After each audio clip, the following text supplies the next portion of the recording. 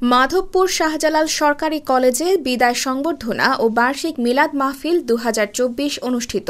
অনুষ্ঠান থেকে ফিরে আমাদের স্টাফ রিপোর্টার কাউসার আহমেদের পাঠানো তথ্যচিত্রে এবার বিস্তারিত। হবিগঞ্জের মাধবপুরের শাহজালাল সরকারি কলেজে ২০২৪ সালের এইচএসসি পরীক্ষার্থীদের বিদায় সংবর্ধনা ও বার্ষিক মিলাদ মাহফিল অনুষ্ঠিত হয়েছে।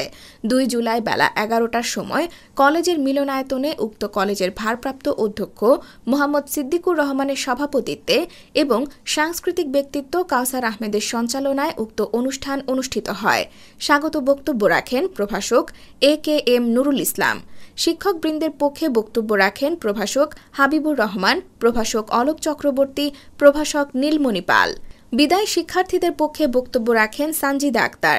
সকল শিক্ষকবৃন্দ শিক্ষার্থীদের উদ্দেশ্যে বিভিন্ন দিক নির্দেশনামূলক বক্তব্য প্রদান করেন এবং নকলমুক্ত পরীক্ষার গুরুত্বারোপ করেন।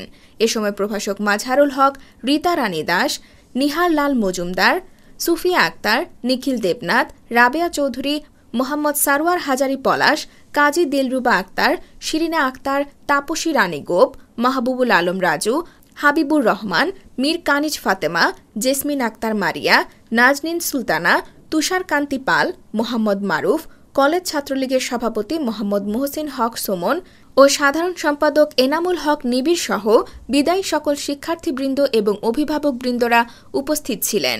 পরে দোয়া ও তবারক বিতরণের মধ্য দিয়ে অনুষ্ঠানের পরিসমাপ্তি ঘটে। অভিযান 24.com, বিজয়নগর, ব্রাহ্মণবাড়িয়া।